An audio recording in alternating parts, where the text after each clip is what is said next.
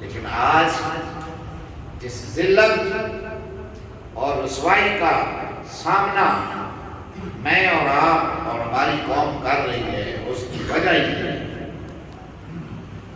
ہم نے اللہ کے دین پر عمل نہیں کیا۔ ہم نے اللہ کے دین پر عمل نہیں کیا۔ اللہ کا دین ہمیں کیا کہتا ہے؟ اللہ کا قرآن ہمیں کیا کہتا ہے؟ ان الکافرین کانوا لکم عدوا مبینا۔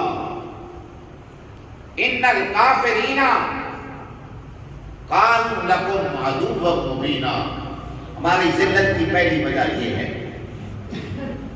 کہ اللہ کے اس قرآن نے ہمیں یہ بتا دیا ہے کہ بلا شبہ کافر تمہارے کھلا دشمن ہے۔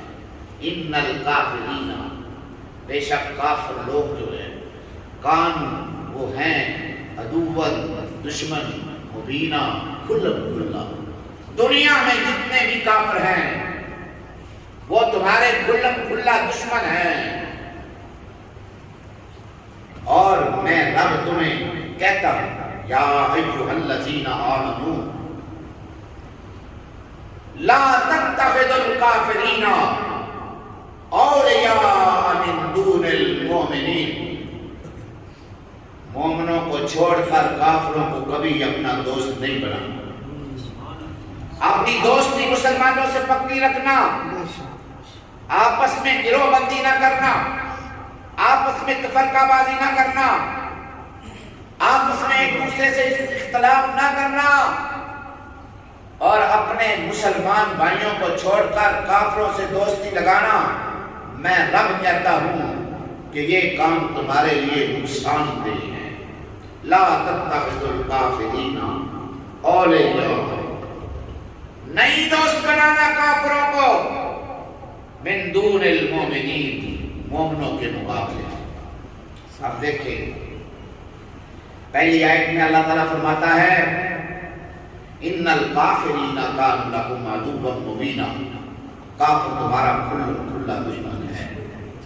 دوسری آیت میں زور دے کر فرمایا لا تتخذوا الکافرین اولیاء، یہ جو دشمن ہے تمہارا ان سے دوستی نہیں کرنی، مومنوں کے مقابلے میں ان سے دوستی نہیں کرنی۔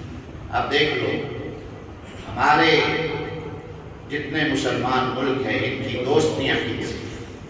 کافروں سے،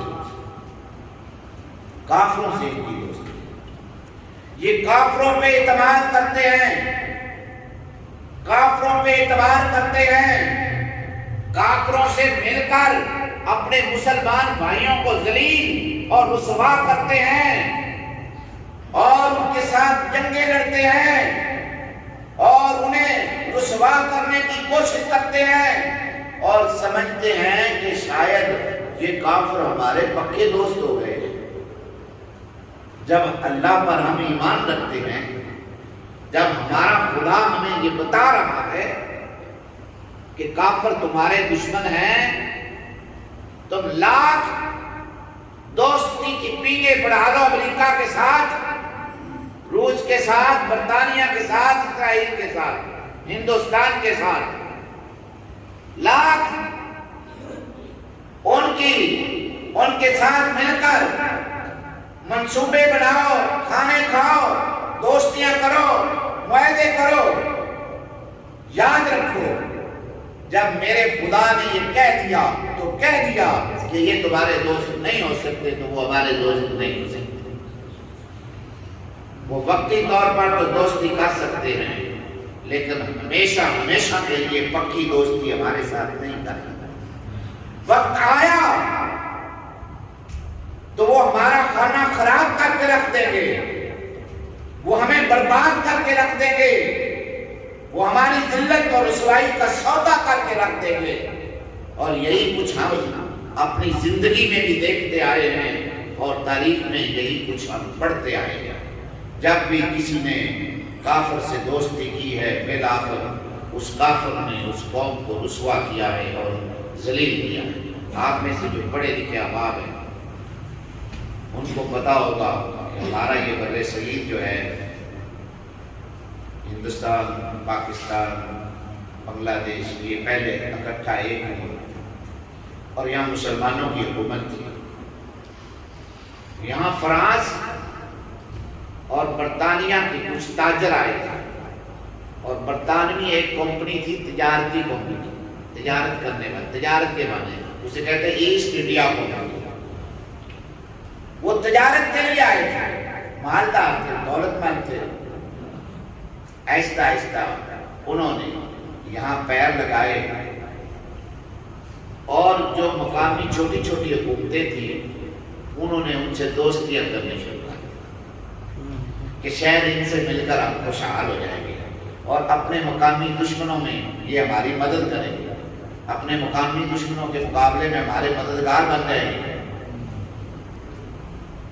وقتی طور پر انہیں فائدے پہنچے، لیکن بالآخر انجام کیا ہوا؟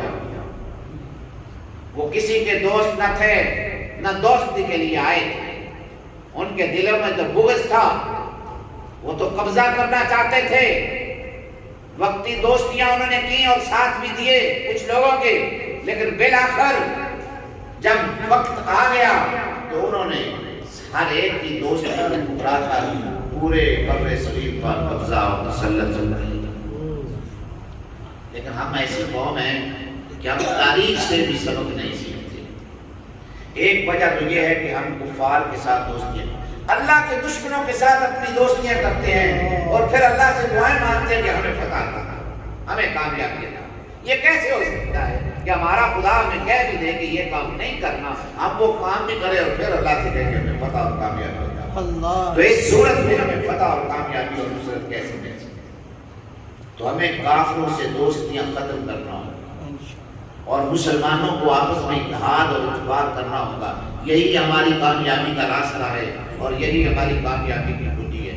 آپ کو بتانے کا مقصد یہ ہے تاکہ ہمارے اندر شعور پیدا ہو، ہمارے اندر شعور پیدا ہو، ہم یہ آواز بلند کر سکیں، جہاں جہاں ہمارا اثر و رسوخ ہے ہم بتا سکیں، آنے والی نسلوں کے ذہنوں میں یہ بات راسخ کر سکیں۔ ہو سکتا ہے کہ ہمارے آنے والے بچے نہ جانے کن کن شعبوں میں جائیں، بڑے بڑے مقامات پر پہنچے۔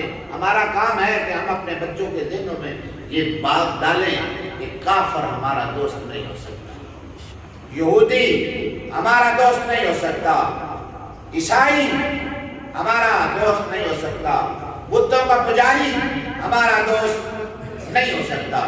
پوری صورت ہے اللہ تعالیٰ نے قرآن میں نازل فرمائی، قل یا ایھا الکافرون، اے نبی فرما دو یا ایھا الکافرون، اے کافرو،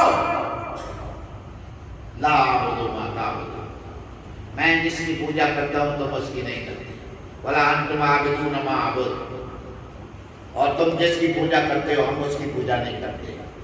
تمہارے اور ہمارے درمیان اتفاق کی کوئی بات ہی نہیں ہے۔ تمہارا خدا اور ہے، ہمارا خدا اور ہے، تمہارا طرز فکر اور ہے، ہمارا طرز فکر اور ہے، تمہاری معاشرت، رہن سہن، زندگی کے انداز اور ہیں، ہمارے زندگی گزارنے کے انداز اور ہیں۔ تمہارے اور ہمارے درمیان کوئی میل ملاپ ہو نہیں سکتا۔ لیکن ہم نے کیا کیا ہے؟ بات کرنا تو پوجا، ہم نے اپنوں سے تعلق توڑا، غیروں سے جوڑا، پھر ان کے رسم و رواج، ان کی طرز معاشرت، یعنی زندگی گزارنے کے سارے انداز ہم نے ان کی نقل کر لی۔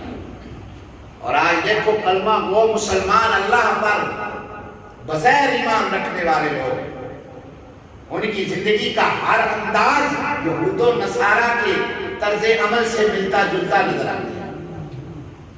کیا چیز ہے، کون سی رسم ہے جس کو ادا کرتے ہوئے ہمارے سامنے سنت رسول ہوتی ہے کوئی چیز رہ گئی ایسی؟ یہود و نصارہ اور ہمارے درمیان کیا فرق رہ گیا ہے؟ ان کی زندگی گزارنے کا جو طریقہ ہے ہمارا بھی وہی طریقہ اور سلیقہ، ان کے رہن سہن کا جو ڈھب انداز ہے وہی ہمارے رہن سہن کا ڈھب اور انداز ہے۔ اور قلندر لاہوری علامہ اقبال نے اسی صورتحال کی منظر کشائی کی ہے، فرماتے ہیں وضع میں تم ہو نصارا، وضع شکل و صورت میں تم عیسائیوں جیسے ہو، وضع میں تم ہو نصارا، تو تمدن میں ہنود، وضع میں تم ہو نصارا، شکل و صورت میں تم عیسائی لگتے ہو، تمدن میں تم ہو ہنود، اور رہنے سہنے زندگی کے جو سارے طریقے ہیں وہ تو تمہارے ہندوؤں جیسے ہیں، تمہاری شکل و صورت عیسائیوں جیسی ہو گئی ہے، تمہارا رہن سہن ہندوؤں جیسا ہو گیا ہے۔ یہ مسلمان ہے جسے دیکھ کے شرمائیں لوگ، یہ مسلمان ہے جنہیں دیکھ کے شرمائیں لوگ۔